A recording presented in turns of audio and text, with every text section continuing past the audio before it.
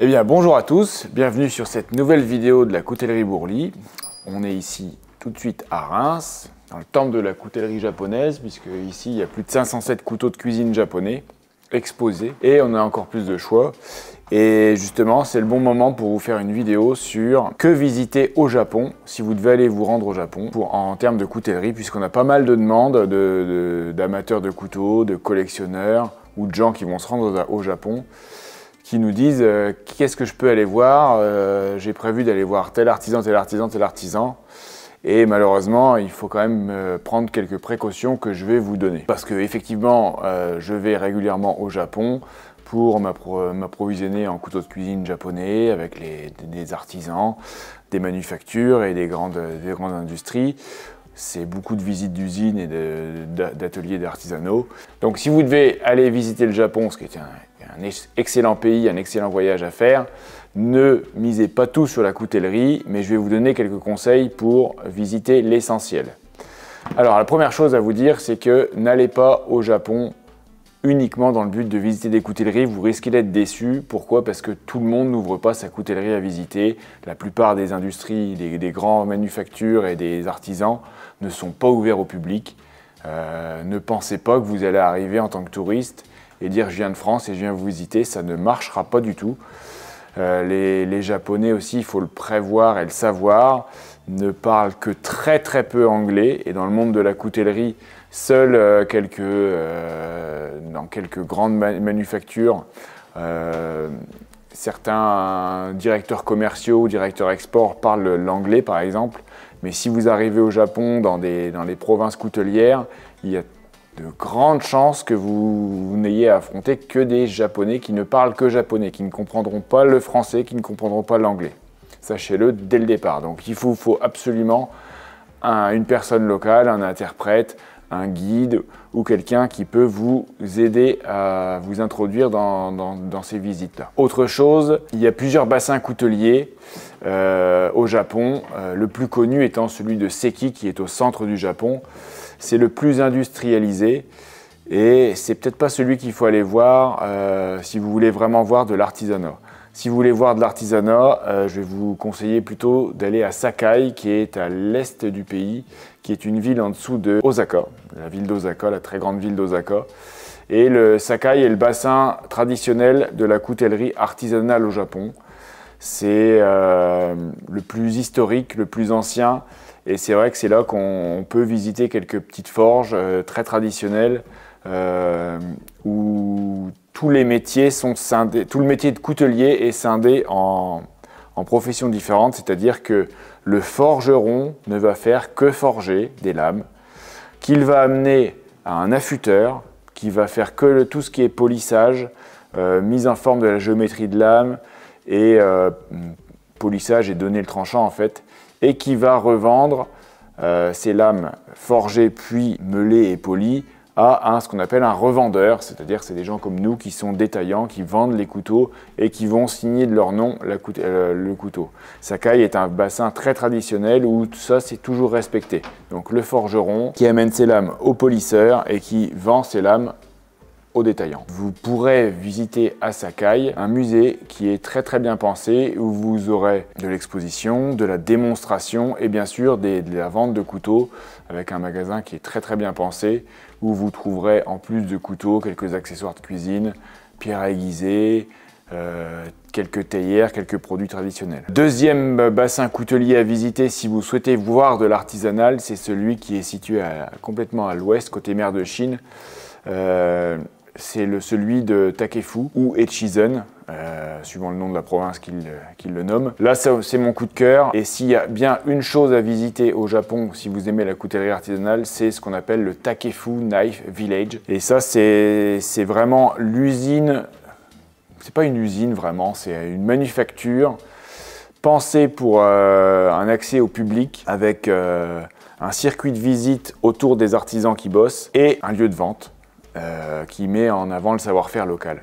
Alors pourquoi c'est mon coup de cœur? Parce que c'est peut-être ce qui a sauvé, qui a donné une nouvelle dynamique à la coutellerie artisanale au Japon. Donc c'est 14 top artisans qui, plutôt que se dire qu'ils n'avaient pas possibilité de transmettre à leurs enfants ou à quelqu'un qui allait reprendre leur savoir-faire et leur artisanat, qu'ils allaient mettre un outil de travail à disposition de jeunes apprentis, couteliers, qui pourraient devenir, en les formant, leurs futurs repreneurs.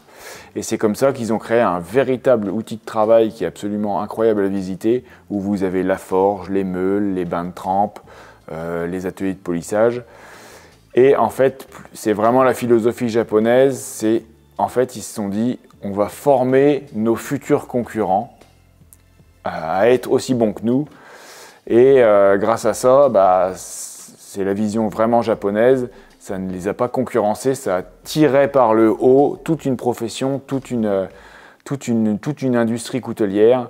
Et il faut remercier les Takeshi Saji, les Shiro Kamo, les Yoshimikato d'avoir créé, et d'autres, hein, il y en a 14 artisans qui ont créé cette dynamique-là à Echizen dans ce qu'on appelle le Takefunai Village et qui ont mis leur argent personnel, en plus de peut-être de l'argent public, pour créer un outil de travail, pour former leurs futurs concurrents et créer une vraie dynamique autour de la coutellerie. Donc si vous aimez la coutellerie artisanale, allez visiter le Takefunai Village, on met l'adresse en commentaire et vous pourrez voir ce lieu qui est absolument incroyable. Donc dans tous les bassins couteliers importants, qui soit celui d'Osaka, plus connu sous le nom de Sakai, celui d'Echizen, celui de Seki, et un autre qui est à l'est du pays, qui est celui de Tsubame Sanjo, Tsubame et Sanjo. C'est le lieu de la préfecture du travail de tous les métaux, donc le cuivre, l'acier, la fonte, le fer, pour tout ce qui est ustensile de cuisine, aussi bien de la théière que du couteau de cuisine.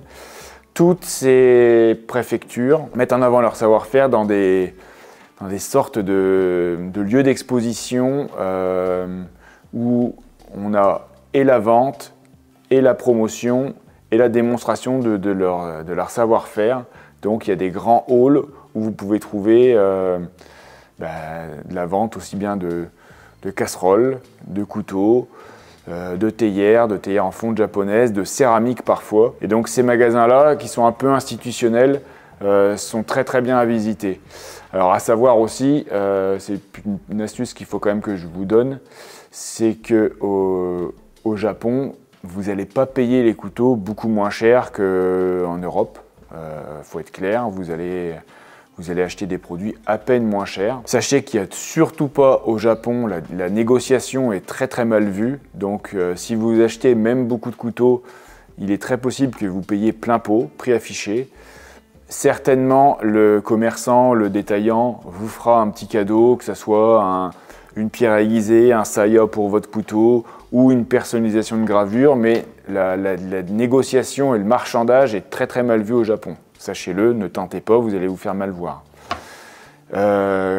Actuellement, le yen est plutôt, le cours euro-yen est plutôt favorable aux Européens. Donc c'est le moment d'y aller. Dans la vente de couteaux, il y a des lieux qui sont très connus, notamment à Tokyo.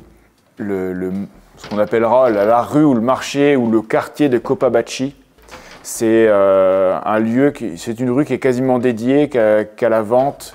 Historiquement, c'était un peu comme les Halles et la rue Montmartre à Paris. C'était la rue de la vente d'accessoires de cuisine aux restaurateurs, aux professionnels des métiers de bouche, donc couteaux, casseroles et autres ustensiles de cuisine. Donc Kopabachi, c'est le lieu où vous pourrez trouver tout un tas de couteaux japonais, artisanaux, industriels et de manufacture. Même certaines grandes marques ont ce qu'elles appellent des flagships uniquement dédiés à leur marque. Je sais que Tojiro, qui est une marque que l'on adore, a une boutique uniquement dédiée à Tojiro. Si vous n'êtes pas à Tokyo, il y a l'équivalent de Kopabachi à Kyoto qui s'appelle le marché de Nishiki, qui est un peu plus petit, un peu plus diversifié. Mais voilà, c'est deux marchés, deux rues très connues des touristes pour pouvoir acheter des bons couteaux de cuisine japonais. Alors au niveau des coutelleries, les magasins de vente de couteaux sont assez déroutants par rapport à ce que l'on connaît nous en France et en Europe. Un magasin de couteaux au Japon va faire tout ce qui est objet tranchant. Donc beaucoup de couteaux de cuisine, Vous allez aussi y trouver des outils pour le bois, de nombreux ciseaux à bois, des planes, des scies japonaises. C'est des produits qu'on retrouve en coutellerie. Qu'est-ce qu'on retrouve aussi dans la coutellerie? Beaucoup d'outils de jardin, des outils de jardin manuels, ce qu'on trouve assez peu en coutellerie en France. Vous allez trouver très peu de couteaux pliants, quelques Zigonokami, quelques couteaux de marques très connues comme Spyderco, Victorinox, Opinel, quelques Layol. Mais si vous allez là-haut pour trouver des couteaux, ce que vous avez l'habitude de retrouver en France, en coutellerie, des couteaux régionaux, des choses comme ça, vous serez déçus. Mais les coutelleries proposent d'exposer un peu sur le même principe, sauf que c'est pas aimanté, c'est présenté sur boîte, dans les boîtes qui seront livrées avec les couteaux. Des expositions entières, des vitrines entières de couteaux, souvent associées avec des cuilleries, des casseroles, des mètres entiers, des mètres linéaires entiers de pierres à aiguiser. Voilà, c'est assez déroutant à visiter. Donc, retenez bien que les coutelleries au Japon sont assez uniques et intéressantes à visiter. Quelques petites astuces pour éventuellement si vous ramenez des couteaux de cuisine ou des couteaux japonais. Donc, très certainement, vous allez les acheter et ils seront très bien emballés par la personne qui vous les vend en pensant que vous allez forcément les ramener dans votre valise en soute. Vous n'aurez aucun problème, ni en France, ni du côté japonais des douanes, si vous ramenez quelques couteaux de cuisine en tant que souvenir. N'ayez aucune crainte là-dessus. N'en ramenez pas des valises entières, mais vous pourrez, sachant que c'est assez lourd en plus, mais vous n'aurez aucun. Si vous ramenez un ou deux couteaux japonais, il n'y a aucun problème, ni en France, ni au Japon. Alors, on nous parle aussi très régulièrement des katanas, des sabres japonais. Alors, sachez que c'est très particulier. Au Japon, vous allez pouvoir visiter quelques rares artisans. J'en ai visité un à Seki City, qui fabrique encore traditionnellement le katana ou le wakizashi ou le couteau tanto de manière traditionnelle. Alors c'est un retour à plus de 100 ans en arrière, puisque la visite se fait dans la forge. Tout est ultra traditionnel et il faut savoir que vous ne pourrez absolument pas acheter le savoir-faire de l'artisan. Et je vous explique pourquoi. Parce que cet artisan, très certainement, il est classé ce que l'on appelle patrimoine vivant du Japon.